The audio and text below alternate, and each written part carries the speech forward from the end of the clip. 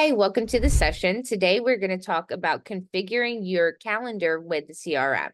So it's important to configure your calendar with the CRM because we want our CRM to talk to our calendar. So for example, if I have a meeting scheduled with a client on my calendar, I want that meeting to reflect in the CRM under that record. When I'm going into the CRM and I'm looking at that record, if that person who's looking at it doesn't have access to my calendar, they can still see who they were meeting with and why, so that they have an overview of what's going on with that client. So let's get into it. The first thing we're going to do, if you have a Google Calendar, we're going to click over here on the left, we're going to click on Marketplace. So it's the little house icon. And from here, we're going to click on Google. And then here, we're going to click on Calendar.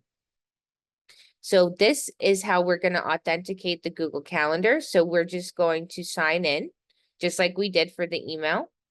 It will bring us to this page. So we'll select a calendar, which is the one we just logged in with.